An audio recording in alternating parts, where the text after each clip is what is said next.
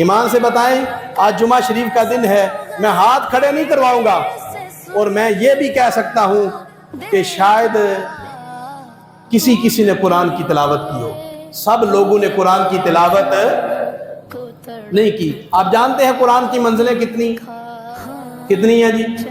7 منزلیں ہیں۔ کتنی منزلیں ہیں؟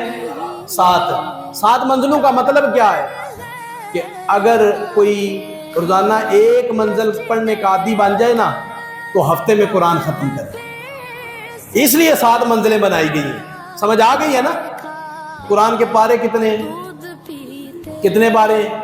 اونچا بول لیں، کتنے پارے؟ 30۔ تو 30 پارے بنانے کا مطلب کیا ہے کہ اگر روزانہ 1 پارہ پڑھو نا تو مہینے میں قرآن ختم ہو جاتا ہے۔ مہینے میں قرآن، اور کئی تو ایسے لوگ بھی ہیں شاید زندگی کے اندر 1 قرآن بھی انہیں ختم کرنے کا موقع۔ یہ بات میری غلط تو نہیں؟ میں دعوے سے کہہ سکتا ہوں یہ مسلمانوں کے گھروں میں یہ بہت بدبختی ہے، بد نصیبی ہے کہ میں دعوے سے کہتا ہوں کہ کئی مسلمان ایسے ہیں کہ زندگی 50 سال کی ہو گئی، 60 سال کی ہو گئی، اور زندگی کے اندر شاید 1 بار بھی قرآن پڑھنا نصیب نہیں ہوا۔ بھائیو، قرآن بنا ہے 7 منزلوں پہ، 1 ہفتے میں قرآن ختم کرو۔ اگر 1 ہفتے میں نہیں کر سکتے تو کم از کم 1 مہینے میں ختم کر لو۔ کتنا ٹائم لگے گا 1 پارے پر؟ آدھا گھنٹہ لگتا ہے، ناظرہ پڑھے تو پونا گھنٹہ لگ جائے گا، 1 گھنٹہ لگ جائے گا۔ تو زندگی بڑی مختصر ہے۔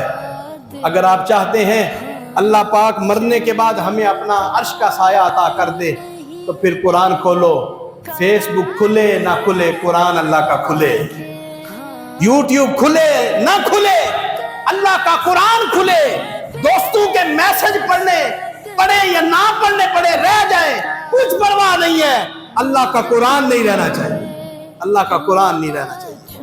وہ معزز تھے زمانے میں مسلمان ہو کر، وہ معزز تھے زمانے میں مسلمان ہو کر، ہم خار ہوئے ہیں تارک قرآن ہو کر۔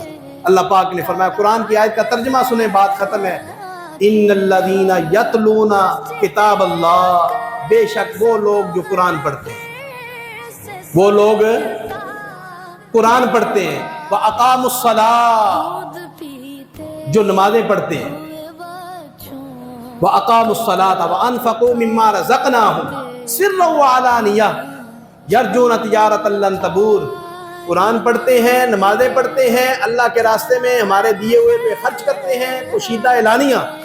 اللہ پاک فرماتا ہے وہ ایسی امید، ایسی تجارت کے امیدوار ہیں جس میں ہرگز نقصان، بولیے نا، ہرگز نقصان۔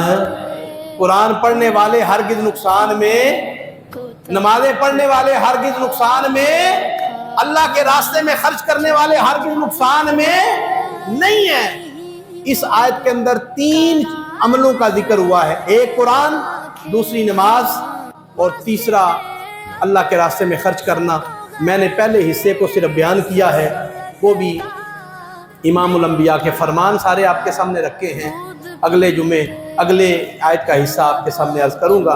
اللہ تعالیٰ کے حضور اس امید پر دعا کرتا ہوں کہ اللہ تعالیٰ ہمیں بلا ناغہ قرآن پڑھنے کی سعادت عطا فرمائے۔ وآخر دعوانا ان الحمد للہ رب العالمین۔